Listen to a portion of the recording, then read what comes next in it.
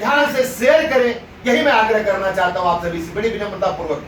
आगे हमारे माधव, खड़ा होकर बोलो, माधव पांडे, इनका नाम माधव पांडे, हमारे भांजे हैं। इनकी बात को सुनिएगा और इस वीडियो को शेयर करते चलिएगा। माधव जी माँ गौ माता के नाम पर आज संदेश देने के लिए आप सबके बीच में आए हैं और आप सब खूब शेयर करिए, जैसे कि बच्चे की आवाज हर युवा तक पहुंच सके, हर युवा जागरूक हो सके कि हमको भी छोटे से बच्चे से कुछ सीख लेने की आवश्यकता है। माधव पांडे जी आप लोग शेयर करते चलिए। जय श्री राम, बोलिए माधव जी, ये भांजे माधव पांडे जी। जय श्री राम, मेरा नाम माधव पांडे है, मैं मेरठ मुंबई से हूँ। आज का विषय है गाय का महत्व।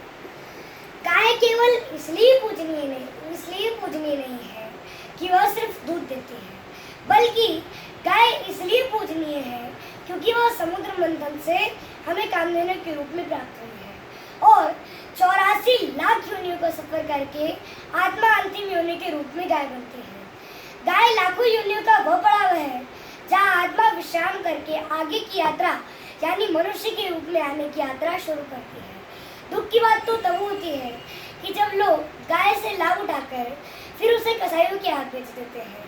गैया रोबेले करुणाधार मेरे हिंदू भाई, कब तक रहोगे गिरफ्तार मेरे हिंदू भाई, कब तक चलेगी तलवार मेरे हिंदू भाई। सभी हिंदू भाइयों से मेरा अनुरोध है कि गाय की रक्षा जरूर करें, क्योंकि धार्मिक ग्रंथों में लिखा गया है कि गावो विश्वस्य मातरः, अर्थात गाय विश्व की माता है। गाय 14 रत्नों में से एक रत्न गाय को भी माना गया है। अब प्रश्न है कि माँ शब्द की उत्पत्ति कहाँ से हुई है? माँ शब्द की उत्पत्ति गौमुख से ही हुई है। मानव समाज ने भी माँ शब्द कहना गौमुख से ही सीखा है। जब गौवत्स रंभाता है तो माँ शब्द का ही गुंजायमान होता है। ऐसे तो यज्ञ कहीं भी किए जा सकते हैं, लेकिन गौशाला में यज्ञ करने पर कई गुना फल की प्राप्ति होती है और बच्चों को नजर लग जाने पर उसके पूंछ से ही झाड़ा लगाया जाता है।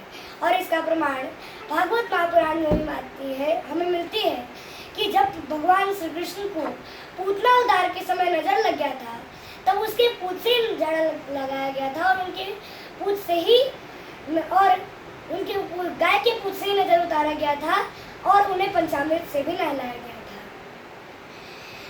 गौ माता की रीढ़ की हड्डी में सूर्य नाड़ी और केतु नाड़ी साथ हुआ करती है। गौ माता जब धूप में निकलती है तब सूर्य का प्रकाश गौ माता की रीढ़ की हड्डी पर पड़ने से घर्षण द्वारा कैरोटीन नामक पदार्थ बनता है, जिसे हम लोग स्वर्णाक्षर भी कहते हैं। और इसी पदार्थ से गाय का दूध हल्का पीला होता है और इसे पीने से बुद्धि का तीव्र विकास होता है। कई बार जाते समय गाय के अगर दर्शन हो जाए तो हमारी यात्रा शुभ होती है। गाय के पीछे के पैरों के खुरों का दर्शन मात्र से कभी अकाल मृत्यु नहीं होती। गाय की प्रदक्षिणा करने से चारों धाम के दर्शन का लाभ मिलता है। जिस प्रकार से पीपल का वृक्ष एवं तुलसी का पौधा ऑक्सीजन देते हैं, उसी प्रकार से गाय का घी अगर 1 चम्मच जलते हुए कंडे पर डाला जाए तो 1 टन ऑक्सीजन मिलती है। इसलिए हमारे सनातनी धर्म में यज्ञ हवन अग्नि होम गाय के घी से ही किया जाता है और प्रदूषण को दूर करने के लिए इससे अच्छा और कोई साधन हो ही नहीं सकता। गौमूत्र से औषधि बनती है और गोबर से गैस बनता है तथा दूषित वातावरण को गोबर से लीप कर पवित्र किया जाता है। यज्ञ में घी की आहुति देने से सूर्य की किरणों को विशेष ऊर्जा मिलती है, सूर्य का प्रकाश को विशेष ऊर्जा मिलती है और यही विशेष ऊर्जा वर्षा के कारण होती है और वर्षा से ही अन्य पेड़ पौधों को जीवन प्राप्त होता है। वैतरणी पार करवाने के लिए गौदान की प्रथा आज भी हमारे देश में मौजूद है। श्राद्ध कर्म में भी गाय के दूध की खीर का ही प्रयोग किया जाता है और इसी खीर से पितरों को तृप्ति मिलती है। देवता, पितर, मनुष्य सभी को शारीरिक बल गाय के दूध से ही मिलती है। संध्या काल में जब गाय घास खाकर घर लौटती है, तब गाय के खुरों से उड़ने वाली धूल समस्त पापों को नाश कर देती है और उस समय की वेला गोधूली वेला सभी मुहूर्तों में सबसे सर्वोत्तम मुहूर्त होता है।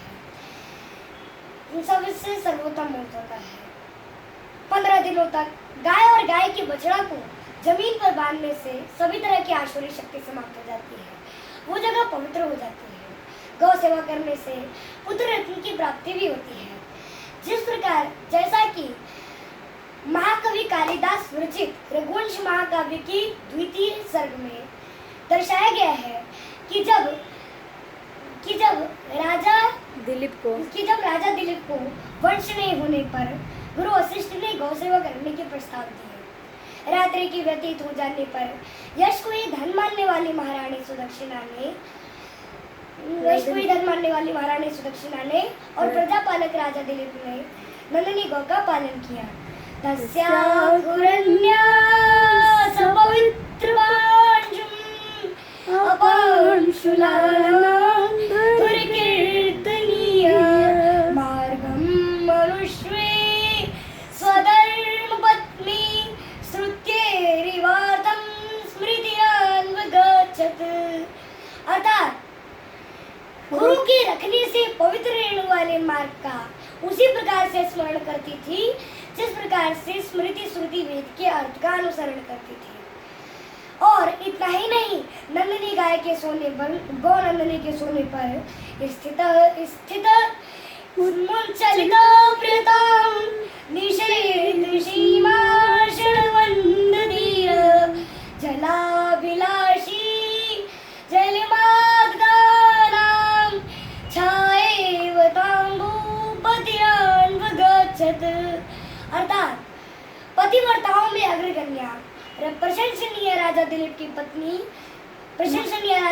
पत्नी महारानी सुदक्षिणा ने और प्रजापालक राजा दिलीप ने नंदिनी के ठहरने पर ठहर जाते थे, चलने पर चल पड़ते थे, जल पीने की इच्छा से जल पीने की इच्छा करते थे और सोने की इच्छा करने से सो जाते थे।